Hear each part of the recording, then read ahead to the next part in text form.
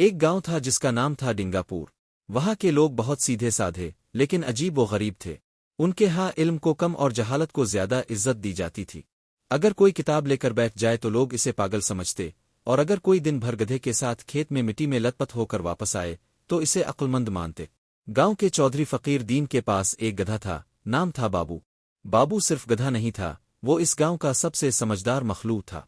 वो सुबह खुद वक्त तर अलिफाटेता, अपने लिए चारा पूंता, और जब चौधरी इसे आवाज देता तो वो सर हिलाकर कहता, चू आज फिर मजदूरी। चौधरी फकीर दीन तो इसे एक आम जानवर समझता, लेकिन गांव के बच्चे बाबू की बातें सुनकर हंसते, कुछ तो हैरत ज़दा भी होते।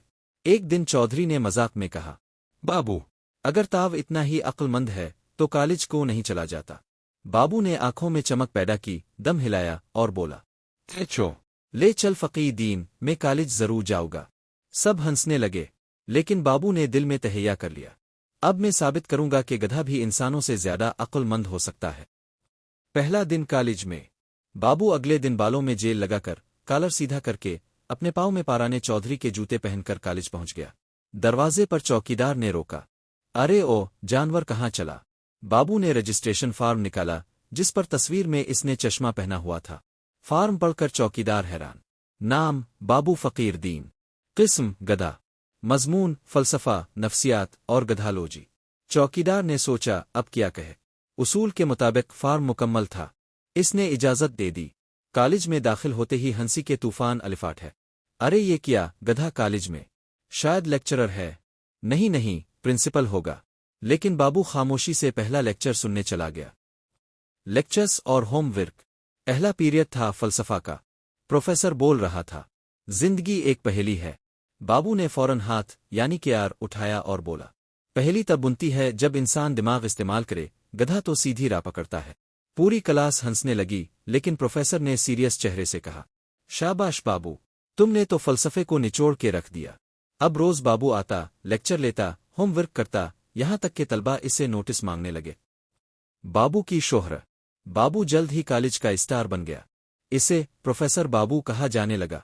एक दिन तो प्रिंसिपल साहिब ने इसे बुलाया, बाबू हमें तुम पे फखर है, लेकिन लोग मजाक अलिफाड़ती हैं, तुम्हें यूनिफॉर्म पहनना होगा। बाबू ने कोट पेन पहनी, चश्मा लगाया और अपने कान पीछे बांध लिए। अब वो किसी फलसफे के प्रोफेसर से कम ना लगता था। मुकाबला तकरीर का दिन। कॉलेज में मिजाहिया तकरीर का मुकाबला रखा गया। बाबू ने भी नाम दिया। इसका उन्वान था, गधा कौन? इसने कहा, लोग हमें गधा कहते हैं, लेकिन खुद रात को मुर्गी की तरह ट्विटर पे काट करते हैं, इंस्टा पे तस्वीरें चराते हैं और सुबह आंखें लाल होती हैं। बताओ गधा कौन? पूरी हाल तालियों से गूंज उठी। बाबू जीत गया। इसे सोने का तमगा मिला, जो बाद में इसने चाट लिया क्योंकि वो चॉकलेट से बना था। कॉलेज की मोहब्बत। एक दिन बाबू की नजर पड़ी एक नरगिस जैसी नर्म दिल अदबियात की तालबा पर। नाम था नरगिस बानो।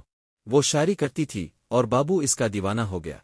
बाबू ने खत लिखा, मोहतरमा नरगिस, अब की आंखें गोया अलिफ लैला का दरवाजा है। मैं चाहता हूं कि अब मेरे साथ उम्र भर की सवारी करे। आपका मुस्तकिल सवार बाबू। नरगिस ने जवाब दिया, बाबू तुम्हें मेरा दिल पसंद आया, मुझे तुम्हारी सादगी। हाँ कह दिया। अंजाम। बाबू ने कॉलेज में टॉप किया। यूनिवर्सिटी ने इसे इज्जत का गधा का खिताब दिया। नरगिस से इसकी शादी हुई और दोनों ने मिलकर एक अड्डी फार्म हाउस खोल लिया, जहां बाबू शायरी करता और नरगिस इसे सुनाती। लोग अब भी हैरान होते हैं कि कैसे एक गधे ने न सिर्फ तालीम हासिल की, बल्कि अदब, फलसफा और मोहब्बत के मैदान में भी सबको मात दे दी।